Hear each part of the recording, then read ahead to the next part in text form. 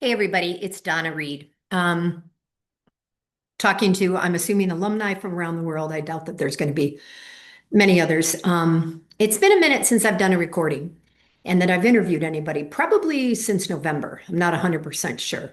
And that's not because I haven't been given people's names.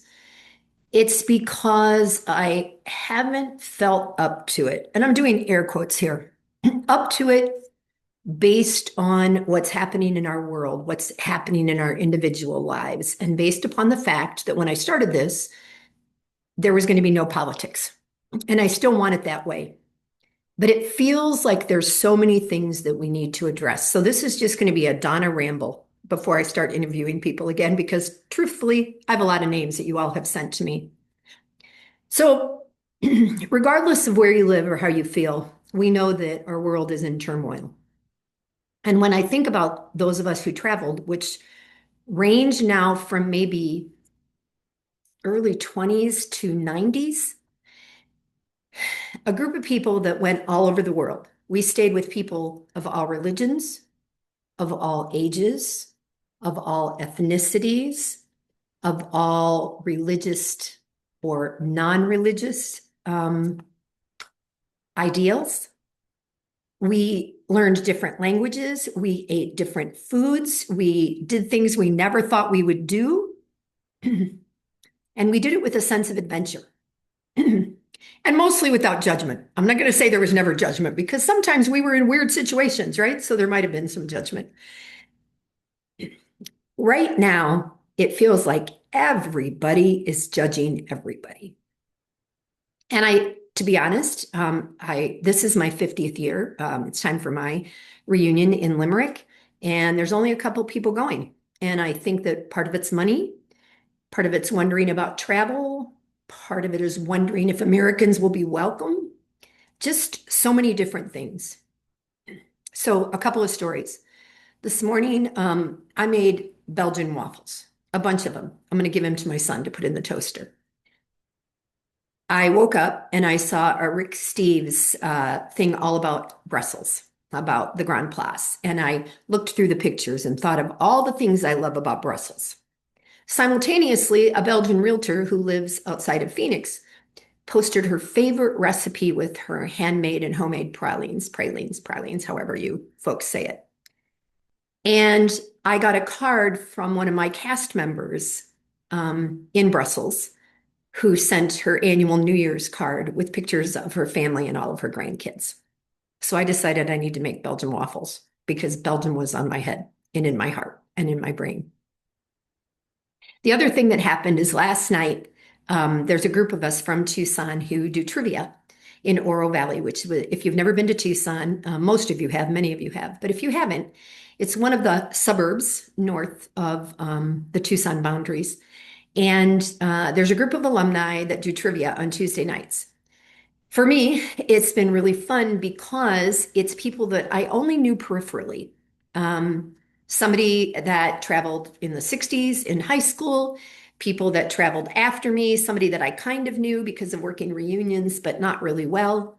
And last night I met somebody new. He was new to Tucson, an African American man. And what was great was we immediately started talking about who we knew and who traveled when and where we went and what our shared experiences are and were. And it's not very many people in the world that can do that, you guys. We are so blessed. if my if my son watches this, he goes, "You always cry, Mom." I'm sad. I'm sad about what is happening. I'm sad about waking up and seeing the news that I see. And so here's my challenge to you, because I'm not going to spend 40 minutes talking about this. You don't need me to spend 40 minutes talking about this. I want you to think about the lyrics to your favorite song from Up With People or somewhere else. There's a lot of other great songs we sang, right? That weren't done by our writers. But think about Till Everyone Is Home. Think about Moonrider. Think about I'm Just One Person. Think about One to One. Think about the stories that were told in song that we can almost all still sing today, regardless of whether we learned them 10 years ago, 20 years ago, or 50 years ago. And as part of that, I was in a class the other day and real estate, I'm a realtor. And the challenge was to call 5 people a day and talk about real estate. I don't want to do that. I like to network. I want to meet people. I want to meet them face to face. I want to have conversations in different languages. I want to meet people of all generations. And I want to do it in person, and I want there to be a connection. So then my business coach said to me, well, if you don't want to call 5 people a day, what if you decided to impact the life of 5 people a day? That was different. That was a challenge that I can take on. And she didn't mean negatively impact. She meant positively impact. So as the weeks and months, the days, weeks, months progress in this time in our life that we as Americans have never lived through, and I'm not saying some of you haven't in the past, depending upon where you live in the world, but how can you impact positively 1 or 2 or 3 or 5 people a day? If that's like some people I interviewed that give blood, if that's I remember on her, I think their 55th wedding anniversary, Stephen Lynn Caldwell talked about, maybe it was 57th, I don't know. They passed out $1 bills just randomly and told people it was their anniversary. They brought smiles into people's lives.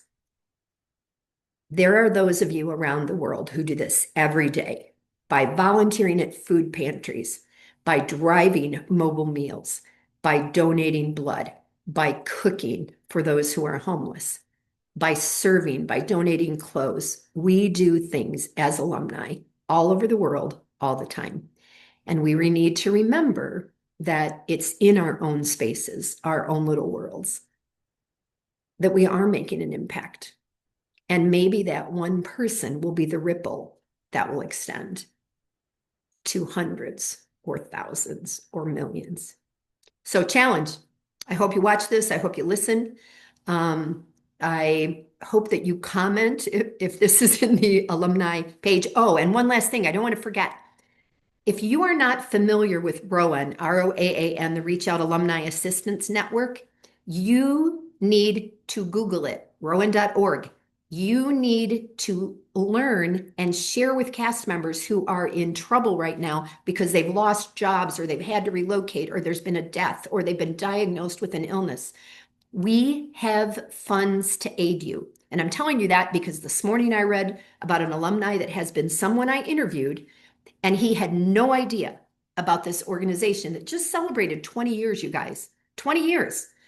So if you are familiar, have one of your impact things that you share with 5 alumni about this program that could aid them in a time of crisis. Okay, hugs from Tucson. I gotta head out of here. Happy days, happy week, happy month, happy lives, and I'll get back to interviewing others.